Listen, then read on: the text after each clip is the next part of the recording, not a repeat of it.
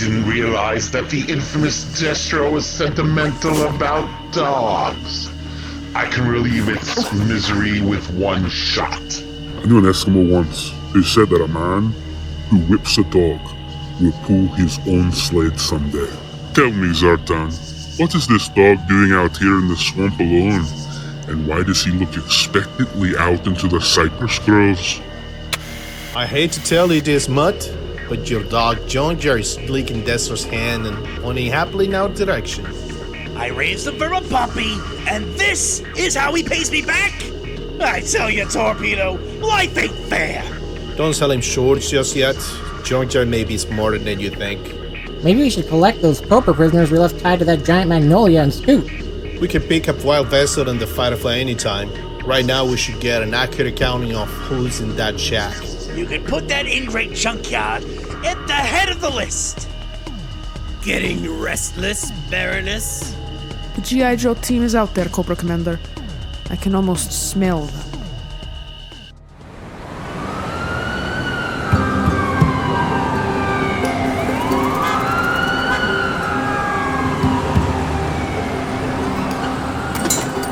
Yes, can I help you? Yeah, you can empty your cash register and make it fast. Or you can make my day. Oh my goodness gracious me. Is this a robbery? Am I being threatened with wanton violence by a feral youth? You're asking for trouble, old man. No, it is you who are asking for trouble. Are you aware that a Colt M1911A1 45 caliber pistol is completely incapable of operation while the safety catch is engaged? Yeah? Well, now it's off, so... So, Hey! with the safety off, I can jack the slide back like so, ejecting the round in the chamber and preventing the next round from being stripped off the magazine. A simple pressure from my thumb on the magazine latch ejects the full clip, leaving the pistol empty of ammunition and locked in the open position. I happen to like empty pistols. I'll buy it from you for $50. What do you say? Take it. It's a much better price than the man with the Uzi behind his paper would give you. Once or twice a month, some kid stumbles in here and sells me a gun. My own perverse form of gun control. Did you know that when the Japanese conquered Okinawa, they banned all knives? It simply spurred the Okinawans to invent some of the deadliest forms of unarmed combat known to man. Someday, the politicians will learn that legislating against objects is utterly useless. And no amount of legislation will deter men from constructing bigger and better engines of destruction. But we both knew this many years ago, didn't we? Snake Eyes.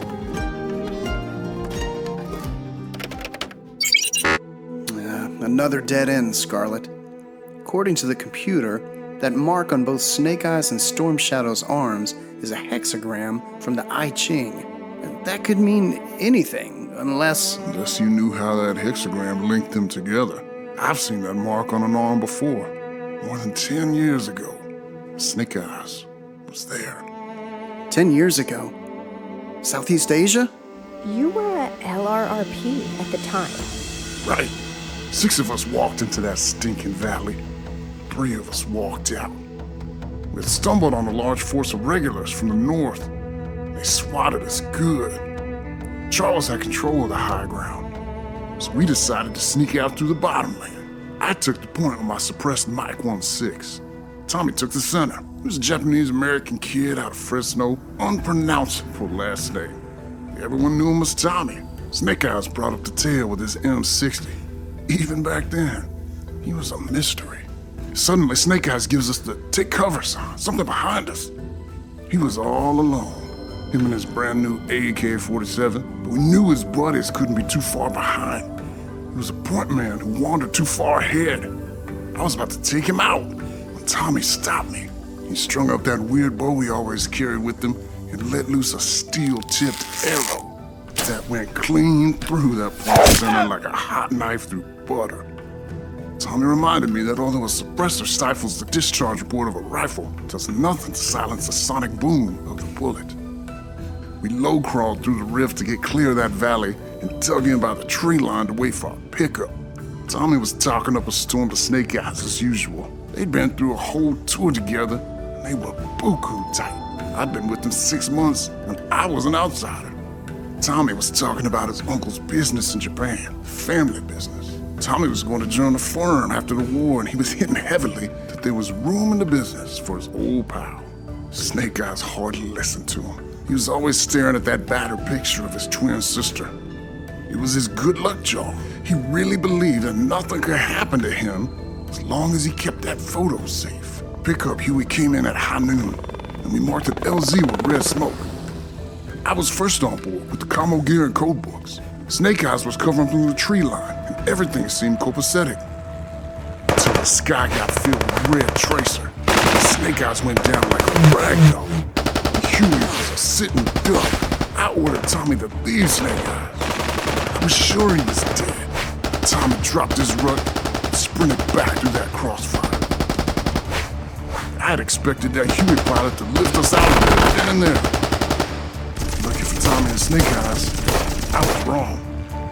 The door gunner and the pilot started laying down cover fire while Tommy heaved Snake Eyes on his back and started dodging machine gun bullets like they were slow pigeons. There must have been 2 or 3 reinforced weapons platoons in the tree line, and they all had their sights zeroed in on Tommy. Tommy didn't even get nicked. He really could dodge bullets. I still don't believe it, but I saw it. Later, when we were safe in the air, Tommy was bandaging Snake Eyes and tying the gauze in place with his wristband. That's when I saw the tattoo. I just called the records division at Leonardwood. Tommy's unpronounceable last name translates directly into English as Storm Shadow. They're coming out for G.I. Joe hunt. I move that we adjourn this meeting, pick up our prisoners, and make it for the high ground. That junkyard is leading the right to us! I gotta take a rolled-up newspaper to his nose! This had better prove fruitful, Baroness. You know how I dislike soiling my boots. Trust me, Cobra Commander, the dog is onto something. This must be the tree mutt. The ropes are still here, but Firefly and Wild Weasel have escaped. You left us so abruptly and under such dire circumstances that you left behind your personal belongings. That was understandable. I've traveled widely since you were a guest in my family's house. I've worn many faces and answered to scores of names, never lingering too long in one place, always searching. I knew you would find me if you wanted to. No use in trying to hide from one of your own, eh? That phone call 2 years ago, in spite of all your silence, I knew you. All these years, I've kept your things for you. Decorations for gallantry, snapshots of loved ones, your twin sister. A special bond between twins, they say. And this particular photo was a talisman, was it not? Important enough for my nephew to retrieve it, even when the bullets of the enemy buzz past your heads like angry bees. I guess it's my turn to pick up the thread of this story now. Hawk? You knew Snake Eyes back then? No, not really. Just met him that one awful time. He was coming home. A lot of boys were coming home. There were no brass bands to meet them, no parades. Heck, nobody offered to buy them a cup of coffee. They didn't care. They were just glad to be home and rolling in those sweet, loving arms. They were back in the world where the rain don't stink and you never have to eat another lima bean again if you don't want to. Back in the bosoms of their respective families to be loved or tortured, or both. Nobody came to meet Snake Eyes at the airport. Nobody except me, and I was a good 4 hours late. I was driving a desk in a headquarters outfit when a message came in through the office that had to be dealt with quickly and tactfully. It took me 2 hours to drive to that airport, and I must have rehearsed what I was going to say 1,000 times. But I really didn't have to say anything. He knew. He saw my uniform and the look on my face, and he knew. Like he had already seen the whole horrible scene through his sister's eyes. Just before the car his family was riding in got smeared across the interstate by a stoned-out vet who'd come back from the Central Highlands with a funny look in his eye and a morose disregard for highway safety. And so, the wheels of fate ground away the life you knew and sent you flying to Japan. Like an arrow. Your friend Tommy, my nephew, had promised you a place in the family business. And so, suitcase in hand, you came knocking at the gate of our family estate. Of course, we knew all about you and had decided to accept you into the firm even before you had stepped into the main audience chamber. I was vice president in charge of finance at the time. I was called the Soft Master. My elder brother was president and lifetime chairman of the board. He was called the Hard Master. The only son of my late younger brother, the man you knew as Tommy, was a junior partner with full voting rights. We simply called him the Young Master. We were, of course, all ninjas. That day, you shed more than the trappings of the outside world. For he who dons the ninja's mask is forever apart. He leads a life of rigorous training, intense concentration, and danger. 2 years passed. Your skills and power grew in tiger leaps. One day, the Hard Master and I were watching a match with swords between you and the Young Master. The first move had not been made when the Hard Master turned to leave. I asked whether he was curious about the winner. He said, "There are no winners. The obvious is never what it appears to be." "So who's going to win?" I asked him. "Snake Eyes or the Young Master?" The Hard Master answered at once. "Snake Eyes won the match before the first pass." We both heard the sound of the Young Master's blade as it cut your sleeve. I chided my brother jokingly about his misjudgment of your prowess. My brother smiled. He hadn't overestimated your skill. He had underestimated your character. You had let the Young Master win, so he would not lose face. Years passed and your skill became such that you were allowed to wear your mark upon your wrist. Or even though you could be counted on to hit the mark, your technique with sword and throwing dirk surpassed that of the Young Master. But with the bow, he was still master. The Young Master could hit what was beyond the mark. He had the ear that sees, a sense of hearing so acute that living creatures behind solid walls became tangible targets for his deadly arts. But the only way to hone and test this power was to kill. This you found abhorrent, and thus was a wedge driven between two friends. More and more you achieved a favored status in the eyes of the Hard Master. Until that fateful evening when he was teaching you the darkened room techniques, the form known as the blind sword. The sword, extended by the scabbard, taps the target. The touch is transmitted by the cord. The scabbard drops. the sword cuts.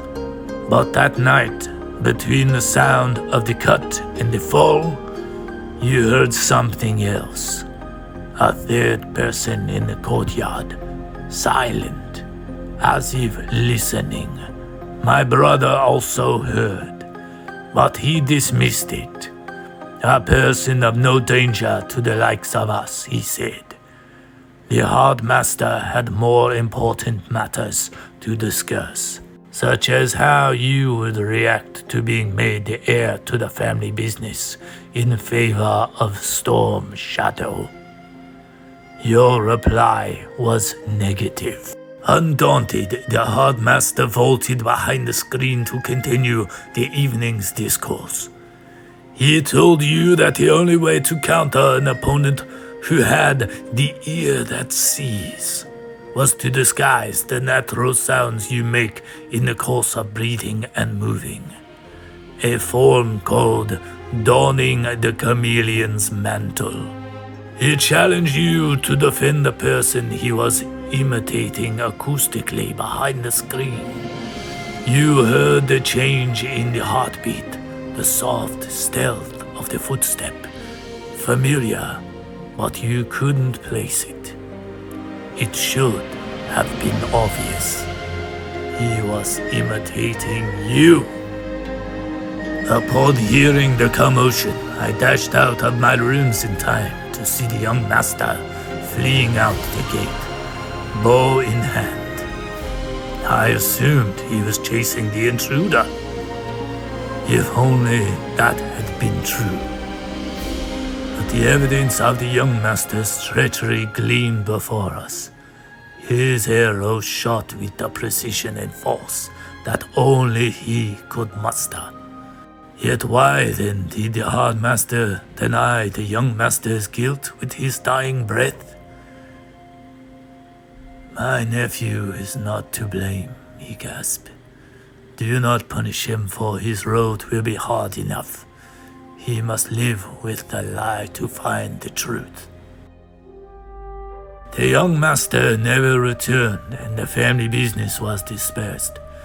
Later, we learned of a ninja using a family name and working for Cobra, Storm Shadow. Despite the Hard Master's denials, I believe it was Storm Shadow who shot the arrow that took my brother's life. But that was not his intention. The ear that sees had been duped by the mantle of the chameleon. You, Snake Eyes, were the real target. Do something, Firefly! The Joes are gaining on us! We'll just have to throw a little surprise in their path. Those two ex-prisoners of ours sure aren't going out of their way to cover the trail. No use covering up! My pal, Junkyard, is leading Cobra High Command right to us! This way! The dog is trying to tell us that the tracks pick up just on the other side of this puddle. This is no puddle! This is quicksand!